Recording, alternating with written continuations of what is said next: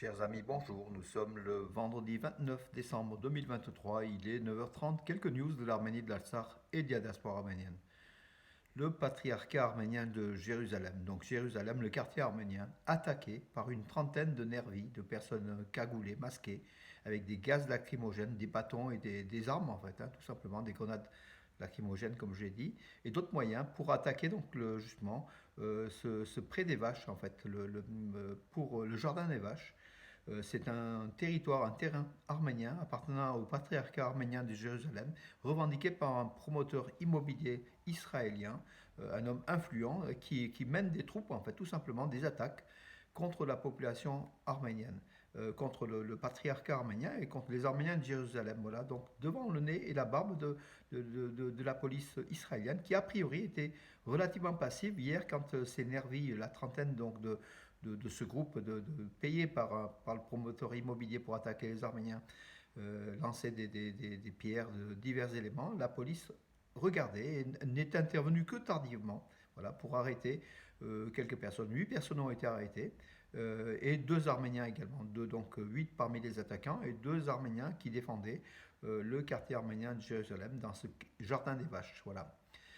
Bien sûr, le patriarcat arménien de Jérusalem a fait un communiqué demandant donc aux autorités israéliennes de prendre la mesure de ces menaces, de ces éléments qui sont indignes d'une ville ou d'un État de droit comme l'État d'Israël. Mais c'est pas la première fois. Voilà, l'État d'Israël laisse faire. Peut-être, on ne sait pas en fait si derrière il n'y a pas des manipulations, il n'y a pas une volonté politique de faire peut-être grignoter sur le quartier arménien pour que les Arméniens, progressivement, qui sont là depuis 1500 ans, pour que les Arméniens partent tout doucement ou qui perdent du terrain en Israël, à Jérusalem qui est devenu Israël. Voilà.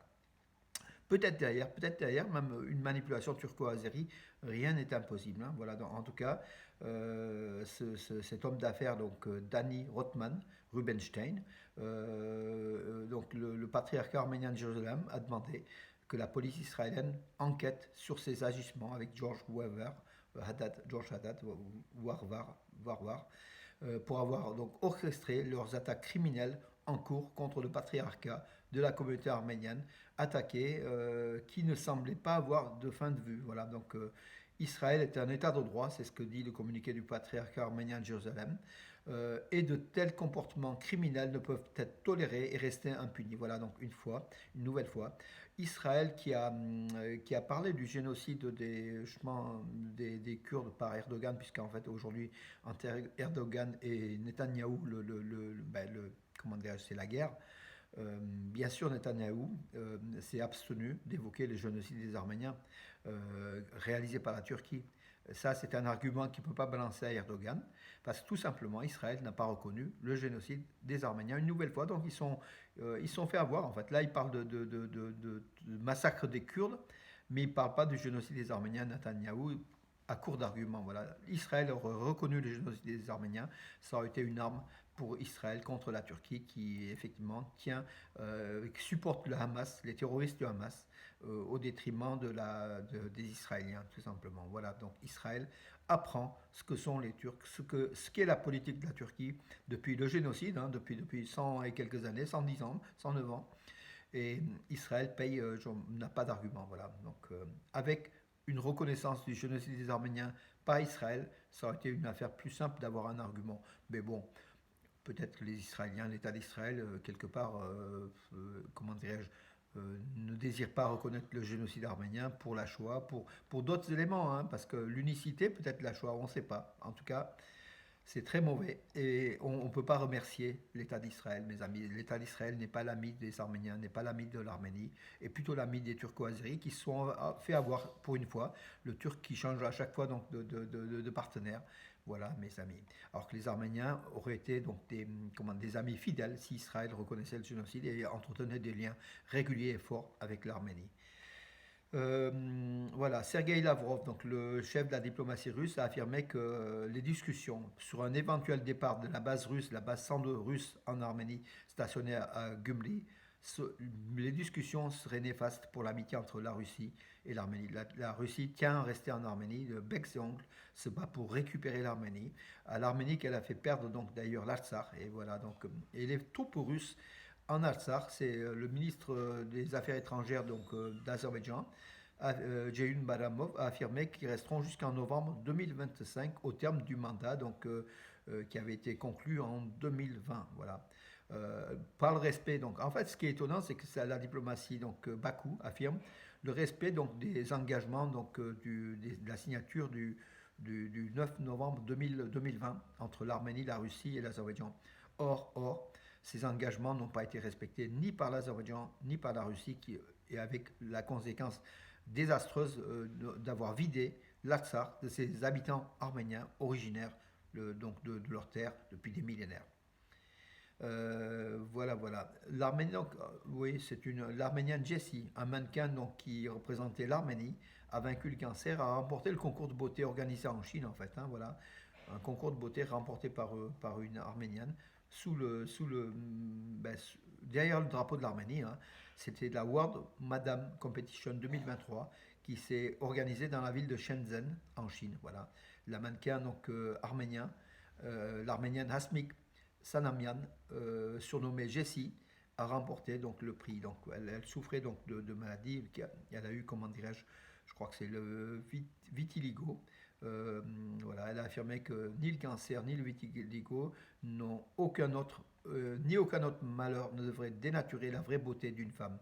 La participation de Jessie visait à encourager les femmes du monde entier à embrasser leurs individualités et avoir le courage de l'exprimer avec confiance. En tout cas, bravo à l'Arménienne, bravo aussi à la Chine d'avoir organisé ce beau concours de beauté qui a d'autres éléments qui entrent en jeu dans le choix du jury.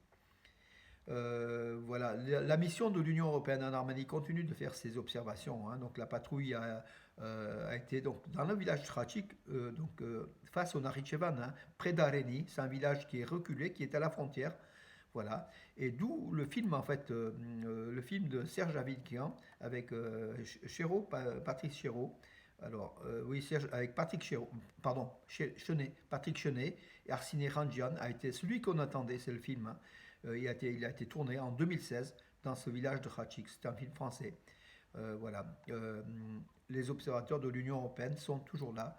Et je pense qu'ils remplissent, malgré le fait qu'ils n'ont pas d'armes, ils n'ont que des jumelles et de quoi noter, ils remplissent quand même un rôle important dans la stabilité aux frontières de l'Arménie, parce que depuis leur présence, depuis un peu plus d'un an, leur présence aux frontières de l'Arménie, il y a eu moins d'actes d'attaque. Il y a eu quelques attaques, bien sûr, mais beaucoup moins que ce qu'on aurait pensé. Voilà. Et puis leur nombre va être multiplié par 2 cette année. C'est ce que l'Union européenne a promis. Donc voilà, une bonne chose aussi, mes amis.